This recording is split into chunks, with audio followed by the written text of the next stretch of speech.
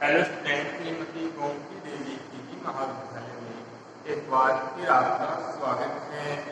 आज हम उस जो पोर्शन अपना बचा हुआ था चेकिंग वाला, चेकिंग टेस्ट चेकिंग क्या है वो पूरा का पोर्शन बचा हुआ है वो कंप्लीट करते हैं। तो उसमें था कि टेस्ट चेकिंग के बेनिफिट्स क्या है, लाभ क्या है, परीक्षण जांच के लाभ क्या हैं।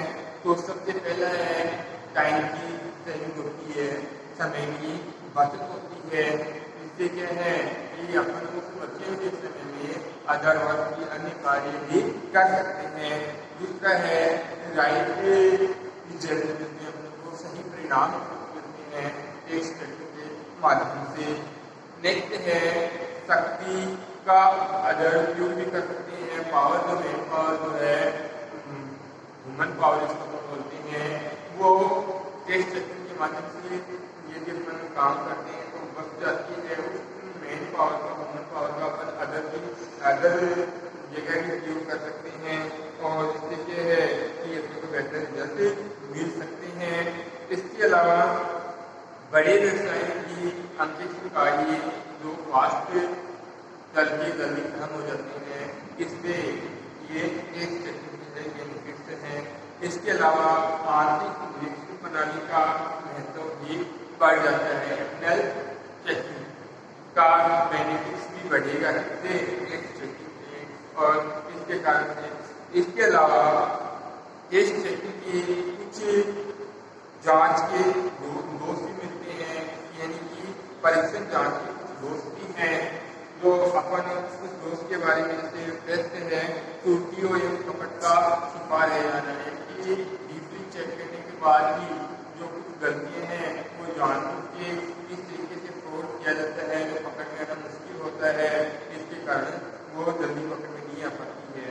नेक्स्ट है जांच का विश्वसनीय होना, यानी कि टेस्ट चेकिंग करने के बाद भी अपन पूरे विश्वास के साथ नहीं कह सकते कि ये सारे जो चेकिंग की गई है वो पूरी तरीके से सही ही है।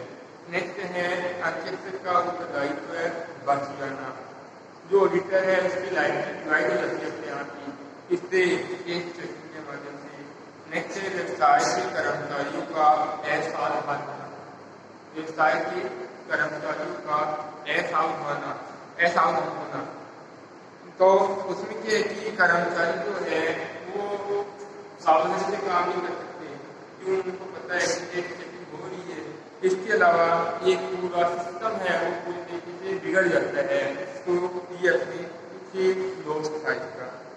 नेक्स्ट नया चैप्टर अपन पढ़ रहे हैं, चैप्टर नंबर 4 है वाउचिंग का, ठीक है, जिसमें कुछ मोस्ट क्वेश्चन है वो एग्जाम की दृष्टि से ऐसा है या फिर इस तरीके से आता है परमाणु का सार है, या इसी किस्म को इस तरीके से पूछा जा सकता है परमाणु अंतरिक्ष की रीढ़ की हड्डी है। इसी मुकदमे का वर्णन करते हुए इस कथन के संदर्भ में परमाणु का महत्व बताया, यानी कि vouching is backbone of polity. In the light of this statement, discuss the importance of vouching given context. को इसमें बताते हुए वाउचिंग की इम्पोर्टेंस बतानी है। ये क्वेश्चन इस तरीके से भी आ सकता है या इस तरीके से भी आ सकता है। क्वेश्चन का आंसर सेम ही होगा। तो इसके आंसर के लिए अपन सबसे पहले वाउचिंग के ऑब्जेक्ट्स लेंगे। परमाणु के उद्देश्य क्या होते हैं, वाउचिंग क्यों की जाती है, क्या उद्देश्य वाउचिंग की। तो इसमें वाउचिंग के लिए अपने को देखना चाहिए कि वाउचर दो टाइप के होते हैं, एक तो मूल प्रमाणक मेन वाउचर और एक गौण प्रमाणक सब वाउचर होते हैं। तो उसके आधार पर अपने वाउचिंग के ऑब्जेक्ट लेते हैं। क्या क्या होते हैं, सबसे पहला है वाउचिंग क्यों की जाती है, क्या टारगेट, क्या उद्देश्य, क्या ऑब्जेक्ट होता है। नंबर 1 लेखों की शुद्धता प्रमाणित करना, यानी कि जो अकाउंट मेंटेन किए हैं वो पूरी तरीके से राइट और पेवर है क्या, है ना, ये इसका वाउचिंग का टारगेट होता है। दूसरा है व्यवसाय से संबंधित लेन देनों की लेखों का ज्ञान, यानी कि बिजनेस से रिलेटेड ट्रांजेक्शन ही है ना, ये इसमें वो वाउचर से ही पता चल पाता है कि जो भी ट्रांजेक्शन किए गए हैं वो बिजनेस से रिलेटेड है कि नहीं है। नेक्स्ट अपना है व्यवसाय से संबंधित न रखने वाले का ज्ञान, यानी कि जो जो ट्रांजेक्शन बिजनेस से रिलेटेड नहीं है वो वाउचर से पता चलेगा, तो इसलिए वाउचर जो है वो एक ऑब्जेक्ट इसका यही है। नेक्स्ट है लेखक को आप अधिकार को होना है कि ये जो ट्रांजेक्शन किए गए हैं, जो रिपोर्ट पेमेंट किया गया है वो अथॉराइज अपनी कंपनी से रिलेटेड, अपने बिजनेस से रिलेटेड ही है, ये था ऑब्जेक्ट। अब बात आती है नेक्स्ट पॉइंट है अपना प्रमाणन का महत्व।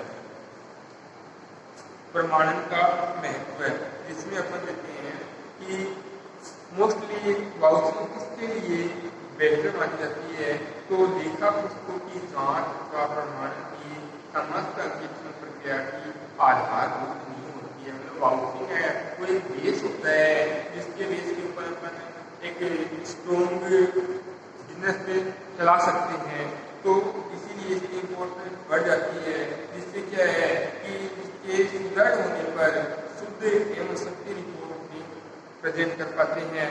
अतः प्रमाणन को अंकेक्षण का मूल तत्व बेस माना गया है, प्रमुख अंग माना गया है, मेन पार्ट माना गया है वाउचरिंग को, तथा मूल आधार भी कहना उचित होगा कि बेस है तो कहना चाहिए बेहतर माना जाएगा इसके लिए।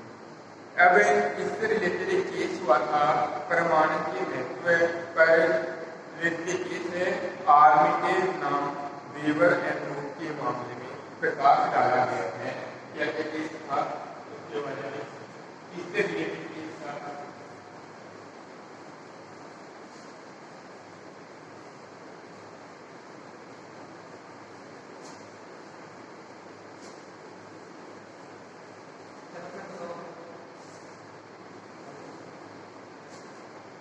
अपना केस है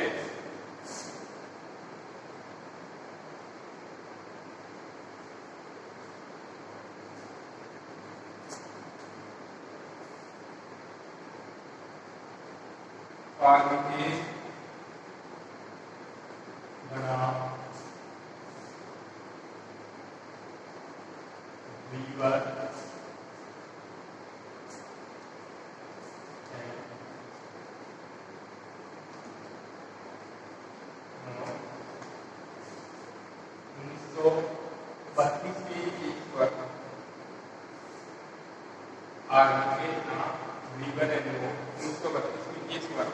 इस केस की क्या घटनाएं थी, किस प्रकार से किस कारण से केस मेंटेन हुआ है, उसके बारे में है कि आर्मिटेज जो था एक मूर्तिकार था, मूर्ति बना के अपना मूर्तिकार का मूर्तियां बना के बेचता था, और उसके लिए ब्रीवर नोट उसका ऑडिटर था, ऑडिटर का नाम था ब्रीवर नोट, और आर्मिटेज एक मूर्तिकार था, है ना। तो इस मूर्तिकार के जो रिकॉर्ड है उसको मेंटेन या रिपोर्ट कौन क्या करता था, ब्रीवर नोट रिपोर्ट को मेंटेन करता था।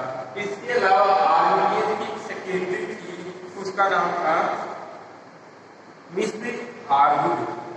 मिस हार्वुड थी, वो आर्मिटेज की सेक्रेटरी थी, है ना। तो ब्रीवर नोट ने क्या समझौता किया है आर्मिटेज से कि मैं आपके सारे जो भी अकाउंट मेंटेन कर रखे हैं उनको सारे डीपली चेक करूंगा। ये उसके बीच एग्रीमेंट हुआ था, रीजनल चेकिंग का एग्रीमेंट हुआ था, पूर्ण जांच रीजनल एग्रीमेंट, रीजनल चेकिंग का एग्रीमेंट हुआ था कि मैं आपकी रीजनल चेकिंग करूंगा। और मिस हार्वर्ड थी, वो आर्मिटेज की सेक्रेटरी थी, ठीक है, और सेक्रेटरी भी थी, वो केस थी वही थी, कीपर भी वही थी, जो मिस हार्वर्ड जो है वो इसकी आर्मिटेज की सेक्रेटरी कीपर केस ये सारा वही थी, जिसने खुद ने क्या किया है कि 1400 करोड़ का गबन कर लिया, फ्रॉड कर लिया, 1400 इसकी 1400 करोड़ आर्मिटेज की 1400 करोड़ इसका फ्रॉड कर लिया सेक्रेटरी ने। और ऑडिटर और ब्रीवर नोट जो था इसे उसको मतलब ब्रीवर नोट इस फ्रॉड को नहीं पकड़ पाया, अतः इसके लिए उसको लापरवाही के कारण फंस जाने का दावा किया गया। इसने क्या माना, आर्मिटेज ने कहा कि ब्रीवर नोट ने अपनी लापरवाही के खाते का जो रिपोर्ट है वो चेक किया है और मेरी सेक्रेटरी जो है आर्मी उसने 1400 करोड़ का फ्रॉड कर दिया है और इस फ्रॉड को रिवाइव नहीं पकड़ सका, इसलिए वो लापरवाह है। ऐसा मेरे हरजाना मुझे दिया जाए, ऐसा इसके विरुद्ध लापरवाही के हरजाने के लिए दावा किया गया है और उन पर आरोप लगाया, क्या आरोप लगाया कि उन्होंने पूरा रोकर एंटी कैश का एक वाउचिंग की है, वित्तीय संबंधित जो डिटेल है वो चेक की है, जिसके कारण मेरी सेक्रेटरी ने 1400 करोड़ का नुकसान मेरे को पहुंचा दिया गया है। आंतरिक ऑडिटर ने अपने बचाव में कहा, इसने कहा अपने बचाव में क्या कहा कि सावधानी से कार्य करने के बावजूद भी यदि फ्रॉड पकड़ में नहीं आ सकता था, दायित्व उसका नहीं होता है कि आगे सेक्रेटरी ने इतना डीपली जाके तरीके से फ्रॉड किए हैं जो किसी के पकड़ में आना लगभग संभव ही नहीं था, तो मेरे क्या पकड़ में आता, इसलिए मैं उसके लिए दोस्ती नहीं। अब बात न्यायालय में चली गई, उसमें न्यायालय का जज था कालबर, न्यायालय का जज था कालबर। उसने सारा केस जो है वो सुना और अपना डिसीजन दिया क्या कि अंकेक्षक की नियुक्ति उन जांच करने के लिए रीजनल चेकिंग के लिए की गई थी। क्या कहा कि ऑडिटर का जो अपॉइंटमेंट है वो रीजनल चेकिंग के लिए किया गया था। पेटी कैश बुक और वीजीएल का वाउचिंग न करने के कारण जो फ्रॉड है वो पकड़ में नहीं आ सका ना, इस कारण से ऑडिटर को ऑर्डर दिया गया कि आपकी गलती है और उसको ऑर्डर में क्या कहा गया कि आप 1259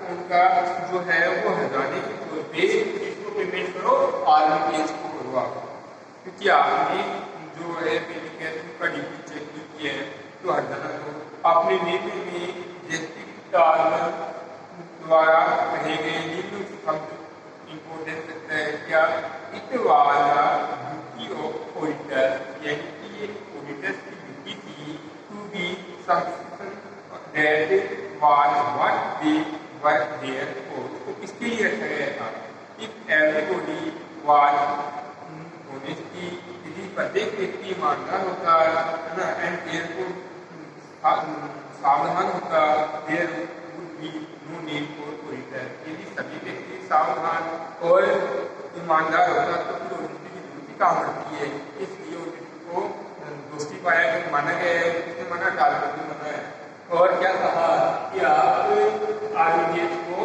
1200 का हरजाने की पेमेंट करो। साथ में क्या निष्कर्ष निकाला कि अध्यक्ष को रोकड़ बही और मजदूरी का अच्छी प्रकार से वाउचिंग करनी, पेटी कैश और बिजली की वाउचिंग अच्छी तरीके से करनी चाहिए थी। इसके अलावा ऑडिटर को नियोक्ता के कर्मचारी के प्रति संकाशील लाउचिंग करने से मानी जो कि रिपोर्ट मेंटेन करने वाले हैं वो सब कवर करने की इच्छा से हैं, लेकिन ये सही नहीं माना गया, सबको एक कैटेगरी में नहीं माना चाहिए। वाउचिंग के संबंध में है प्रमाणित के महत्व के संबंध में क्या कहा, वाउचिंग के इम्पोर्टेंस के बारे में कहा गया है कि प्रमाणन अंकेक्षण की रीति की घटी है। Vouching is the backbone of auditing, vouching को है वो बैकबोन माना गया है ऑडिटिंग की। यह कथन पूरी तरीके से सही है, ये स्टेटमेंट जो दिया गया वो राइट माना है। क्यों?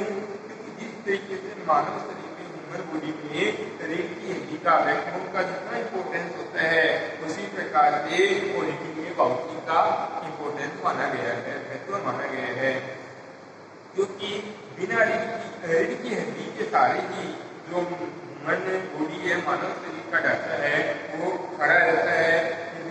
यदि यह हड्डी कमजोर हो जाती है, वीक हो जाती है, यदि बैकबोन किसी व्यक्ति की वीक हो जाए या टूट जाए या मानव शरीर ह्यूमन बॉडी है यह सब क्रिया को प्रभावित करेगी।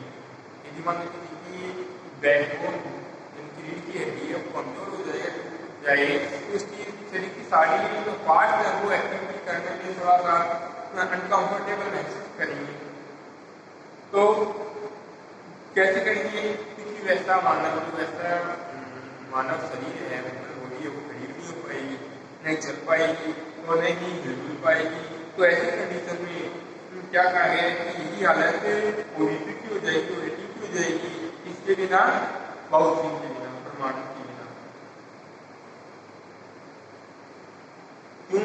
क्योंकि वाउचिंग कमजोर होती है, प्रमाण कमजोर होता है या है ही नहीं वाउचिंग, तो अपन उसके प्रिंसिपल पे आधारित नहीं है कि सिद्धांतों के आधारित वाउचिंग नहीं की गई है, तो अंत्यक्षर को भी अपनी अपने जो टारगेट लेके चला है उसको पूरा नहीं कर पाता है।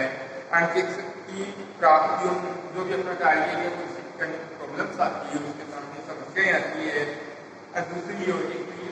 दूसरा बात होता है कि यदि इसकी बैकबोन स्ट्रोंग होती है, इसकी हड्डी मजबूत होती है, तो वह व्यक्ति अपनी इच्छा अनुसार चल फिर सकता है, खड़ा हो सकता है, दौड़ सकता है, अपनी इच्छा अनुसार जो भी काम करना चाहे वो कर सकता है। और किसी प्रकार से की वाउचर स्ट्रोंग होते हैं तो वो क्या है, ऑडिटर अपने जो भी टारगेट लेके चला है उस टारगेट को पूरा करने में सक्षम हो पाएगा। थर्ड बात है कि मान लो अपन एक कल्पना करें कि कोई ऐसा व्यक्ति भी हो सकता है कि जिसकी लड़की है मुफ्त इसके कल्पना ही कर सकते कि बिना के नीचे मनुष्य शरीर ही नहीं मान सकते। तो मान लो यदि बिना हड्डी के मानव शरीर काम नहीं कर सकता, तो फिर किसी प्रकार से बिना वाउचिंग के ओडिटी का इंपोर्टेंस अपने आप ही हट जाएगा। हमारी गाय क्या माने गए है कि उसका अंतरिक्ष बेकार हो जाएगा। वाउचिंग के बिना ओडिटी की किसी काम की नहीं मानी जाएगी, है ना। ये एक उसी तरीके से मानी जाएगी जैसे बिना बेस के बिल्डिंग खड़ी कर दी जाएगी, बिना नींव के भवन बढ़ा दिया जाए, तो वो भवन कितना ऊपर तक जा सकता है ये अपन अनुमान नहीं लगा सकते, क्यों गिर सकता है, तो धराशायी हो जाएगा। इसी प्रकार से प्रमाण को अंत्यक्षर की रिडिजिटी कहा गया है, वाउचिंग को बैकबोन कहा गया है, तो एकदम बिल्कुल राइट